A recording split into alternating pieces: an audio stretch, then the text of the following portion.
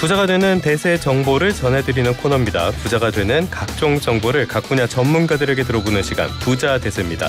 오늘은 우리은행 남여구 자산관리 컨설턴트와 이야기 나눠보겠습니다. 어서 오십시오. 안녕하세요.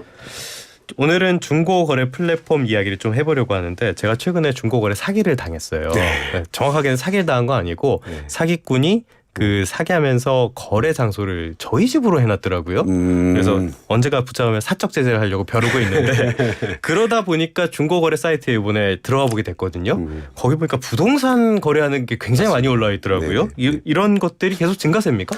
예, 최근에 들어서 좀 부쩍 증가한 것 같은데요. 아무래도 뭐 고물가 시대다, 경기 침체다 하다 보니까 법적으로 이제 중개수를 좀 아끼시려고 하는 분들이 많이 늘어난 것 같아요. 소위 말하는 복비. 네. 그래서 그런 것들을 내가 직접 발품을 팔고 직접 계약까지 해서 수수료 비용을 절감해서 차라리 그걸로 뭐 오래된 가구를 바꾸든지 아니면 전자제품이라도 하나 사자.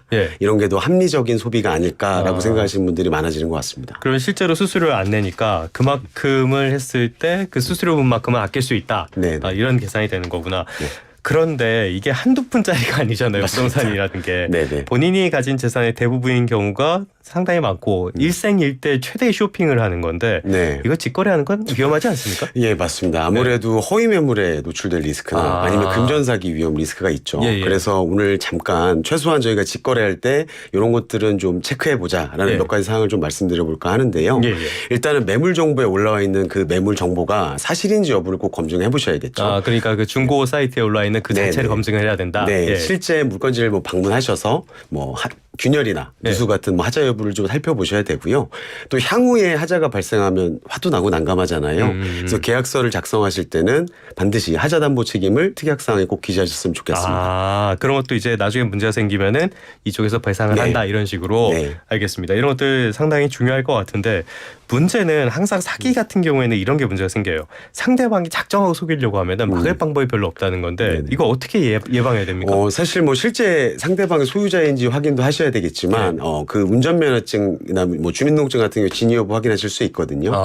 주민등록증 같은 경우에는 저희가 1382 유선 확인이나 정부24 사이트 통해서도 확인하실 수가 있고요. 운전면허증 역시 경찰청 교통민호24 사이트에서 활용을 하실 수가 확인하실 수 있으니까요. 많이 활용을 해보셨으면 좋겠습니다. 등기부 등본 같은 거 떼는 경우도 많은데 이런 것들도 어떻게 도움이 되나요? 굉장히 중요합니다. 일단은 건축물관리대장하고 등기부 등본 같은 경우에는 열람을 통해서 권리관계나 그리고 건축물 상태를 확인하시기 위한 꼭 필수적인 절차시고요. 특히 등기부 등본을 확인하실 때 뭐 근저당 설정이나 가압류 여부 꼭 확인해 보셔야 되거든요. 그래서 근저당 설정이 만약에 되어 있다면 거래 상대방에게 뭐 대출 잔액을 확인할 수 있는 부채증명서를 좀 요청을 하셔가지고요. 대출 잔액을 확인하실 필요가 있습니다. 왜냐하면 대출금이 과다하게 남아있으면 저희가 경매에 넘어갈 수 있는 문제가 있거든요. 그래서 매매잔금을 하실 때도 반드시 대출금이 전액 상환됐는지 그다음에 근저당이 말소됐는지까지 꼭 확인해 보실 필요가 있습니다.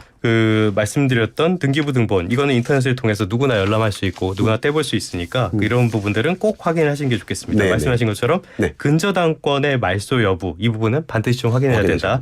알겠습니다. 최근에 중고거래 플랫폼을 보면은 아파트보다는 오피스텔이 많이 올라온다라고 하던데 이거 좀 살펴봐야 될 부분이 어떤 게 있을까요? 일단은 지난해부터 저희가 원룸인 오피스텔 같은 소규모 주택은 관리비 내역을 상세하게 고지하도록 법적으로 의무화가 되어 있습니다. 그래서 미고지하실 경우에는 과태료 50만 원, 그다음에 허위 광고, 거짓 광고일 경우에 500만 원까지도 과태료가 나오거든요. 근데 중고거래 플랫폼은 중개거래 플랫폼이 아니잖아요. 그러다 보니까 해당 법에 적용을 받지가 않습니다. 그래서 여러분들이 보시는 매물에 관리비가 과다하게 책정되어 있는 매물일 수도 있는 거예요. 그리고 두 번째로 저희가 또 지난해부터 강화된 게 부동산 중개물에 대해서 공인중개사의 확인 강화 의무가 조치가 의무가 됐는데 말씀드린 것처럼 이건 직거래이기 때문에 중개거래가 아니지 않습니까? 그래서 시설물에 대한 명확한 상태 고지가 좀 안 돼 있을 수도 있어요. 그래서 좀 신뢰성이 떨어진다고 볼 수도 있습니다. 어렵네. 알겠습니다. 그러면 일단은 허위 매물부터 살펴보고요. 허위 매물이라고 의심해 볼 수 있는 상황들, 이걸 피하는 게 제일 중요할 것 같은데 사례로 봤을 때는 어떤 것들이 있을까요? 아무래도 뭐 주변 대비해서 가격 편차가 크게 나는 매물이다. 너무 싸다. 좀 의심해 보셔야죠. 근데 요즘에는 뭐 저희가 뭐 호가나 실거래가들을 많이 찾아볼 수 있는 플랫폼이 활성화돼 있으니까요. 가격 타당성을 꼭 검증해 보셨으면 좋겠고요. 그다음 두 번째로는 거래 상대방이 전화나 문자를 두고 자꾸 메신저나 이메일로 연락을 취한다든지 그다음에 해외에서 접속하는 IP 주소를 사용하고 있다든지 이러면 허위 매물의 가능성이 좀 높겠죠. 그리고 마지막으로 동일한 아이디나 전화번호로 반복 게시를 여러 군데만 하는 거죠. 근데 그 게시물의 내용에 대금 지급 조건이라든지 상태나 이런 것들이 다 다른 거죠.